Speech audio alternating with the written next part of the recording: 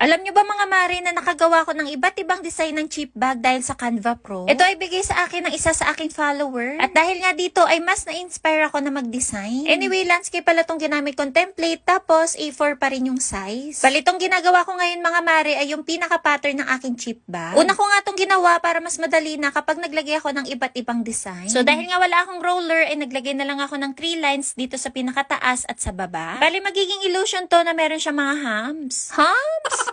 Hindi ko lang sure kung ano yung tawag dun mga mare, pero para mas maging itsurang chichirya to. Ayan, so next naman ay itong nutrition facts. Bale, shape at lines lang yan, tapos nilagyan ko lang ng mga details. Tapos dito naman sa pinakababa ay maglalagay naman ako ng parang barcode. So itong barcode ay nilagay ko lang dito sa pinaka-box, tapos naglagay na rin ako ng mga numbers. Tapos sunod ka naman na nilagay itong picture frame. Nilagyan ko rin pala to ng style para mas emphasize, tapos may iba-iba ko pa yung color. Ayan, susunod naman na nilagay ko ay itong text box. Dito pala sa mga text ay medyo nag-effort ako. Gusto ko kasi yung iba-iba yung color ng letters. So, yung ginawa ko dito ay dinuplicate ko tong mga letters tapos pinagpantay-pantay ko. Ayan, at para magawa ko tong iba't iba yung color. O, di ba para mas cute tignan? Tapos sa kabilang gilid naman itong template ay naisipan ko maglagay ng thank you. Thank you for coming nga sana yan kaso wala ako makita. Okay na rin naman to dahil simple lang at pwede ko pang palit-palitan ng color. Ayan, so last ko nga na nilagay itong lagayan ng pangalan. So, sa next na video ko mga mare ay papakita ko sa inyo kung paano ko nilagay itong mga iba't ibang design.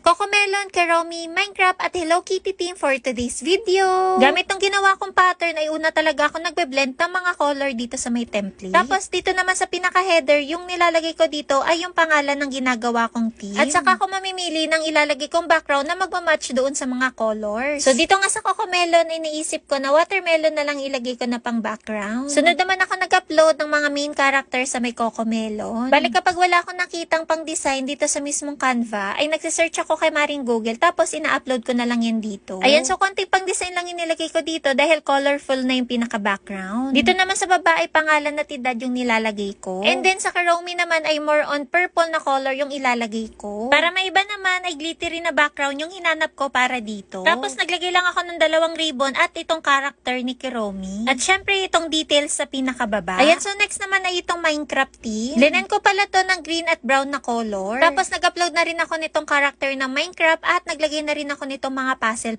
So, syempre naglagay din ako ng picture dito sa my frame and then itong pangalan. And then next naman ay itong isa sa pinaka-favorite ko. So, dito nga sa Hello Kitty team ay stripe yung napili kong pang background. Tapos kung mapapansin nyo mga mari, yung pinakataas pala nito ay glittery yung nilagay kong pang color. So, same lang din yung ginawa kong procedure at tinansya-tansya ko lang kung ano yung mga pang design na magandang ilagay. O, diba? Ganun lang kadali. For today's video ay ipiprint at gagawin ko ng realistic itong mga cheap bag na ginawa ko gamit ang Canva. Iba't ibang design nga ito kaya super excited na rin ako. So una ko ang ginawa ay mag-setup nitong Microsoft Word. Tapos pinis ko itong template at in-adjust. Bago nga i-print mga mare ay ganito talaga yung laging ginagawa ko para mas ma-maximize yung papel. At sakto rin nga na dumating na itong gagamitin kong photo paper. Itong papel na gagamitin ko dito ay A4 yung size tapos 125 GSM. Kapag na-print na yan ay kita nyo naman sa papel na mas na-maximize. Kaya mas okay talaga para sa akin na i-adjust muna sa Microsoft Word bago ko i-print. Anyway, pagkagupit at tiklop ko nga ng mga side ay nilagyan ko rin yan ng pandikit. Bali, 2 pandikit yung ginamit ko dito mga mare. So, yung nasa taas ay double-sided tape tapos sa gilid at sa baba naman yung glue. Ayan, so nung matikit na ay magiging ganito na itsura niya. Bukas pa yung pinakataas nito mga mare dahil isisild lang yan kapag nalagyan na ng mga snack. Ayan, so marami rin na pwedeng ilagay dito sa loob lalo na kapag mga candies or chocolates. Bali, kapag isisild na ay tatanggalin lang itong takip ng double-sided tape. Naisip ko nga na wala pala akong scissor na may design kaya ganito na lang yung ginawa ko. Minano-mano ko nga lang din yung paggagupit dito mga mare pero kita nyo naman na maganda pa rin yung pagkakagawa.